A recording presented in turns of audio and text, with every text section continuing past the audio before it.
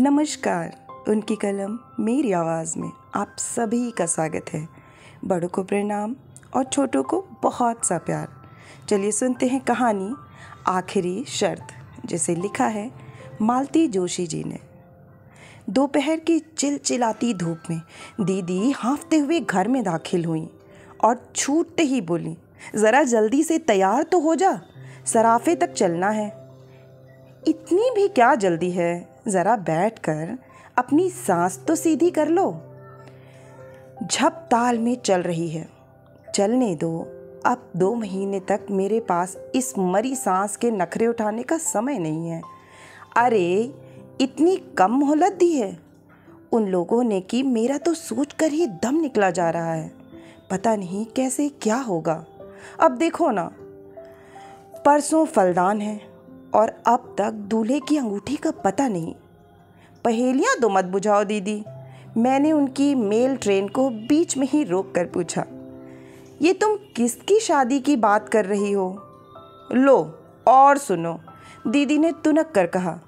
मेरे कोई 10-5 लड़कियां हैं। मैं तो अवाक रह गई। बड़ी देर बाद मेरी आवाज़ फूटी, दीदी क्या सचमुच तुम मधु की शादी कर रही हो? क्यों, तुम्हें इतना ताजुब क्यों हो रहा है? दीदी ने त्योरी चढ़ाकर पूछा। मधु अब दूध पीती बच्ची तो नहीं रही। इस उम्र में तो मैं मधु की माँ बन गई थी।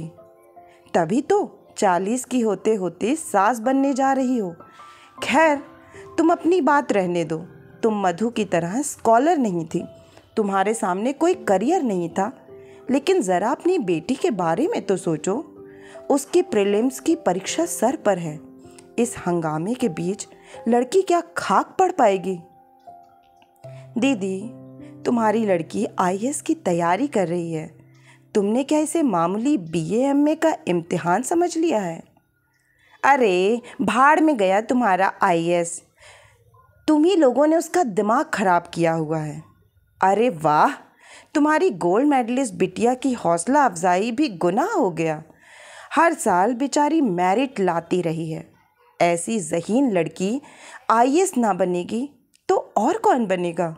हम तो बड़ी आशा लगाए थे कि अपने परिवार में भी कोई कलेक्टर बनेगी, और उस कलेक्टरनी के लिए हम कमिश्नर दूल्हा कहाँ से लाएंगे, यह भी सोचा है? तो क्या सिर्फ इसलिए तुम इतनी ब्रिलियंट लड़की का करियर चौपट कर दोगी? यह तो अन्याय है दीदी। अन्याय नहीं, समझदारी है। एक बार करियर बन जाने पर क्या ये लड़कियां हाथ आती हैं? तब इनके पर निकल आते हैं। लेकिन दीदी अब लेक्चर ही झाड़ती रहोगी या उठोगी भी? सारा मूड चौपट कर दिया। यह तो हुआ नहीं कि बधाई ही दे देती, घर वर के बारे में पूछताछ ही कर लेती। बस अपना ज्ञान बघारने बैठ गई।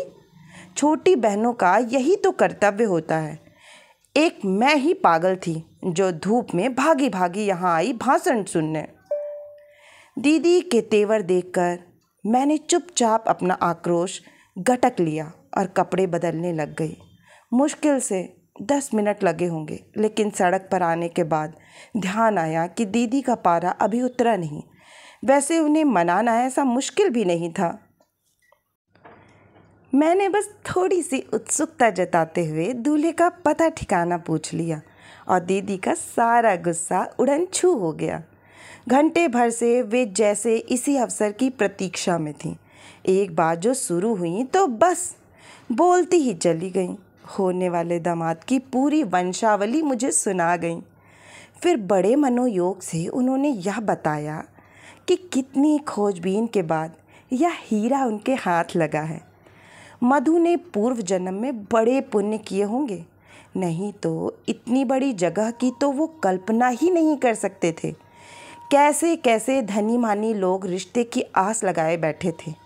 ढेर सा दान दहेज हर कहीं से मिल रहा था, पर लड़के ने मधु को देखा और बस सारे फोटो वापस कर दिए। यह दामाद प्रसंग पूरे रास्ते चलता रहा। प्रशंसा के लिए दीदी को जैसे शब्द ही नहीं मिल रहे थे, पर मेरा मन पूरे समय मधु में ही अटका रहा। बेचारी लड़की भविष्य को लेकर उसने कैसे कैसे सपने बुने थे, सब धरे रह गए। हम लोगों ने भी उसके लिए बड़ी ऊंची कल्पनाएं की थी, पर सब व्यर्थ हो गईं। अपनी पुश्तैनी दुकान से दीदी ने हीरे जैसे दामाद के लिए हीरे की अंगूठी खरीदी। एक बड़ी सी चांदी की ट्रे भी खरीदी गई। मधु का सेट तो बनकर तैयार था।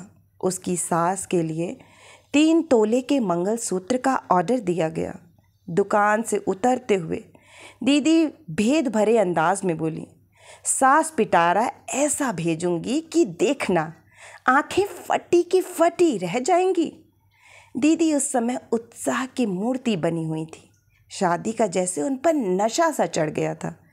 उनका बस चलता तो शायद उस दिन पूरा बाजार ही खरीद लेती। जब पर्स में सिर्फ किराए के लायक पैसे बच रहे, तभी उन्होंने अपनी खरीदारी बंद की। इतनी जोखिम के साथ उन्हें घर अकेले भेजने का साहस नहीं हुआ। मैं भी साथ हो ली। मधु से मिलने का भी मन हो रहा था। घर एकदम सुनसान था। मधु के रहते घर में इतना सन्नाटा, आश्चर्य था। 24 घंटे चीखता ट्रांजिस्टर और उसके सुर में सुर मिलाकर गाती मधु, ये तो दीदी के घर के स्थायी प्रतीक थे। मधु घर में नहीं, अपने कमरे में होगी, दीदी ने बताया और फिर एकदम याचना भरे स्वर में कहने लगी, तेरे हाथ जोड़ती हूँ कुसुम, उसके पास जाकर कुछ ऐसी वैसी बात मत करना। वह पहले ही मुंह फुलाए बैठी है। अब तुम उसके गुस्से को हवा मत देना। अपने साधारण लोग हैं बहन, बहुत ऊंचे सपने देखना हमें शोभा नहीं देता। दीदी, सपने देखने पर तो तुम प्रतिबंध नहीं लगा सकती, बाकी तुम अपने मन की कर ही रही हो। सपनों से जिंदगी नहीं चलती रे। क्या सभी सपने पूरे हो जाते हैं? अब इसी को ले लो, हर साल इतने लोग परीक्षा देते हैं, क्या सभी पास हो जाते हैं? फिर उसी आशा में उम्र बढ़ाने से फ़ायदा? इतना अच्छा रिश्ता रोज़ रोज़ थोड़े ही मिलता है। दीदी की बात में कोई खास वज़न नहीं था, पर उनके स्वर का गीलापन मुझे छू गया। उन्हें आश्वस्त करके ही मैंने मधु के कमरे में पाँव दिया। अपनी मेज़ के पास गुमसुम बैठी मधु सूनी आंखों से खिड़की के पार देख रही थी। सामने फ्रांस की राज्य क्रांति का इतिहास खुला पड़ा था। उसके पन्ने हवा में फड़फड़ा रहे थे। हेलो हनी, मैं उसे बाहों में भरकर कहा, तुम तो बड़ी छुपी रुस्तम निकली। चुपके चुपके सब तय कर डाला, हमें हवा भी नहीं लगने दी। उत्तर में मधु ने 2 बूंद आंसू टपका दिए। बस। धत पगली, ऐसे रोते हैं कहीं? मैंने उसे पुचकारते हुए कहा, पर मन जाने कैसा हो आया। दीदी, मधु तो रो रही है, मैंने दीदी के पास बैठते हुए कहा। शादी की बात सुनकर सभी लड़कियां रोती हैं।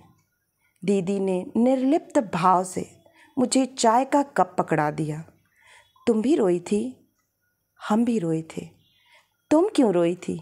याद है दीदी, कॉलेज जाने का तुम्हारा अरमान मन में रह गया था। अम्मा बाबूजी ने कहा था कि तुम्हें बीए करा देंगे, तो हम लड़का कहाँ से लाएंगे? आज वही अन्याय तुम अपनी बिटिया के साथ कर रही हो। पीढ़ियाँ बदल गईं, पर हमारी मान्यताएं वहीं की वहीं हैं। हम उन्हें अम्मा बाबूजी कहते थे, बच्चे हमें मम्मी पापा कहते हैं। बस इतना ही फ़र्क आया है, बाकी सब तो वैसा का वैसा ही है। वैसा का वैसा कहाँ है? मेरी लड़की डबल MA है। मैंने जो सहा है उसका 10वां हिस्सा भी मैंने उसके हिस्से में नहीं आने दिया। और फिर जैसे अतीत में खोते हुए बोली, उस समय मैं क्यों रोई थी जानती हो? सगाई के बाद मेरा गाना बजाना छुड़वा दिया गया था। मेरी सास इसके लिए खास हिदायत कर गई थी। जब तक वह जीती रही मुझे कभी गुनगुनाने भी ना दिया। अब तो खैर मेरी आवाज़ ही मर गई है। इसीलिए मैंने मधु को कभी नहीं टोका। उसकी दादी गालियाँ निकालती रहीं, पापा तो हमेशा ही बरसते रहे, पर मैं हमेशा उसका बचाव करती रही। मेरा गला घोंट दिया, कोई बात नहीं, पर लड़की पर यह अन्याय नहीं होने दूंगी। मैंने तो मधु की सास से साफ साफ कह दिया है। मैं पिछली पीढ़ी की थी, इसलिए मन मार कर भी जी गई। मेरी लड़की से यह ना हो सकेगा। मैं दीदी का तमतमाया चेहरा देखती रह गई। वक्त ने उनके घाव भर दिए हैं, पर टीस अब भी बाकी थी। प्रसंग छिड़ते ही उनकी वह पीड़ा सतह पर आ गई थी। मुझे चुप देखकर ममता भरे स्वर में बोली, तुझे मधु की पढ़ाई की चिंता है ना? देख, भाग्य में विद्या होगी तो पढ़ ही लेगी। वैसे वे लोग बड़े समझदार हैं। अब रहने भी दो दीदी, शादी के बाद पढ़ना क्या होता है मुझसे पूछो। सारा घर जैसे आप पर पहरा देता है, एहसान जताता है, और अगर बदकिस्मती से कहीं फेल हो गए तो बस सारी जिंदगी ताने सुनते ही बीतती है। दीदी के घर से लौटते हुए मन बेहद उदास था। उसकी मौन व्यथा का एकाएक साक्षात्कार हो जाने से मैं चौंक गई थी। अनजाने ही में मेरे अपने भी कुछ घाव हरे हो गए थे, और इन सब से ऊपर था मधु का आंसू भीगा चेहरा, जो किसी तरह आंखों से हटता ही न था। सच, अगर हमें अपने बच्चों के पंख कुतरने ही होते हैं तो पहले हम उन्हें आकांक्षाओं का आकाश देते ही क्यों हैं? घर में प्रवेश करते हुए डर रही थी कि सबके मुंह फूले मिलेंगे। पड़ोस से चाबी लेकर घर खोलना न बच्चों को अच्छा लगता है, न उनके पापा को। सबके स्वागत में मेरा दरवाजे पर मिलना जैसे ज़रूरी है। लेकिन घर में मौसम खुशगवार था, वातावरण में प्रसन्नता की महक आ रही थी। चलते समय दीदी ने ज़बरदस्ती एक मिठाई का पैकेट थमा दिया था। मिठाई और मधु की शादी की खुशखबरी एक साथ पाकर जनता और भी खुश हो गई। आश्चर्य तो तब हुआ जब श्रीमान जी भी मेरे सामने काजू की बर्फ़ी का डिब्बा खोलकर खड़े हो गए। लो श्रीमती जी, तुम भी हमारी ओर से मुंह मीठा करो, तुम्हारी बिटिया भी झंडे गाड़ कर आई है। अच्छा, मैंने खुशी से डगमगाते हुए पूछा, क्या हुआ? Oh mummy, I am so happy today. मेरी शोषणी कन्या मेरे गले से झूल गई। अरे पहले मुझे बताओ तो कुछ, तुम्हारी बिटिया को मद्रास कला केंद्र की स्कॉलरशिप मिली है। किस लिए? भरतनाट्यम के, क्या कहते हैं उसे, हाँ, गहन प्रशिक्षण के लिए, एक्सटेंसिव स्टडी इन भरतनाट्यम। अब हमारी लाडो 3 साल तक मद्रास में रहकर बड़े बड़े महारथियों से प्रशिक्षण प्राप्त करेगी। ओ मम्मा, आई एम सो हैप्पी। शीतल फिर एक बार मुझसे झूलने को थी कि मैंने उसे सख्ती से अलग कर दिया और उसी सख्त लहजे में उसके पिता से पूछा, 3 साल तक मद्रास में रहेगी और इसकी पढ़ाई का क्या होगा? अरे भाई, पढ़ने के लिए ही तो जा रही है, बताया ना कि गहन प्रशिक्षण के लिए जा रही है। अरे वाह, यह कोई पढ़ाई है? अच्छा भला तो नाच लेती है, अब और प्रशिक्षण लेकर क्या करेगी? BA MA करके ही कोई क्या कर लेता है? ज़रा इस बात पर तो गौर करो कि 810 लोगों में फॉर्म भरे थे, उनमें से केवल 10 को चुना गया है, और उन 10 भाग्यशाली लोगों में तुम्हारी बिटिया भी एक है। कब भरे गए थे फॉर्म? किससे पूछ कर भरे गए थे? आवेश में मेरा गला ही रुंध गया। इतना एक्साइट क्यों हो रही हो? इतना बड़ा कदम क्या वह अपने मन से उठाएगी? मैंने भरवाया था और शायद तुम्हें बताया भी था। गलत, मुझे बताया होता तो मैं कभी हाँ ना करती। मैंने तो इसे डॉक्टर बनाने का सपना देखा था। छी, मैं नहीं बनूंगी डॉक्टर, मुझे वह चीर फाड़ जरा भी अच्छी नहीं लगती। शीतल ने ऐसे मुंह बनाया जैसे उसे उबकाई आ रही हो। तुम्हें तो बस पैरों में घुंघरू बांधकर मटकना अच्छा लगता है। मैंने उससे भी बुरा मुंह बनाकर कहा, यह अच्छी ज़बरदस्ती है। शीतल के पिता सहायता के लिए दौड़ पड़े। अगर उसकी दिलचस्पी मेडिकल प्रोफेशन में नहीं है तो ना सही, दुनिया में और भी तो विद्याएं हैं कि बस नाचना ही रह गया है। पर मम्मा, इसमें बुराई क्या है? देखो, वे गंभीर होकर बोले, बच्चों पर अपनी पसंद नापसंद लादने के दिन अब लद गए।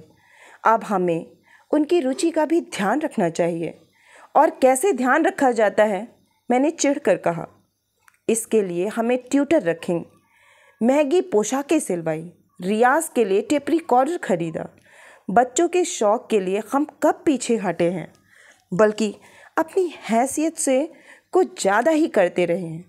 पर इसका मतलब यह थोड़े ही है कि सब कुछ छोड़कर उसी में जुट जाओ, रुपया भी फूको और साल भी बिगाड़ो। देखो, शौक़ अपनी जगह है, करियर अपनी जगह।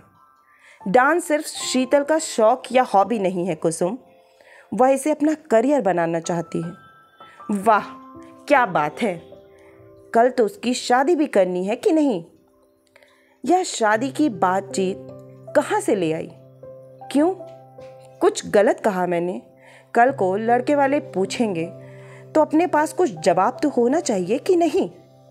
कि यही कह देंगे कि साहब, लड़की पढ़ी लिखी है, बस नाचना जानती है।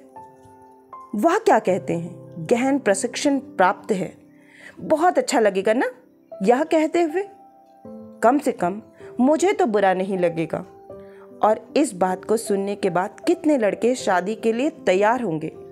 तुम्हें संदेह क्यों हो रहा है? इसलिए कि मैं हिंदुस्तानी लड़कों की मनोवृत्ति को आपसे ज़्यादा समझती हूँ। मैं जानती हूँ कि अपने को अत्याधुनिक कहने वाले युवक भी पत्नी को स्टेज पर नाचता नहीं देख सकते। कला की प्रशंसा करना एक बात है, कलाकार से शादी करना एकदम दूसरी। शादी शादी शादी! शीतल एकदम चीख पड़ी। बंद करो मम्मा, बोर हो गई हूँ मैं तो। क्या लड़की के करियर की यही एक शर्त है, शादी? ओह गॉड! हाँ, यही आखिरी और अनिवार्य शर्त है, मैंने कहा और दोनों हाथों से अपना चेहरा ढांप लिया।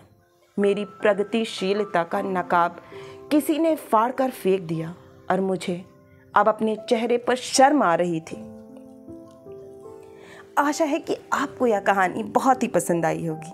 अगर पसंद आई है तो एक लाइक करें, अपनों के साथ शेयर करें। और हाँ, अगर आप इसी तरह की मनोरंजक कहानियाँ सुनना चाहते हैं तो इस चैनल से जुड़ना ना भूलें और चैनल को सब्सक्राइब करें। फिर मिलती हूँ एक नई कहानी या कविता के साथ। तब तक के लिए आप सभी का सुनने के लिए बहुत बहुत धन्यवाद।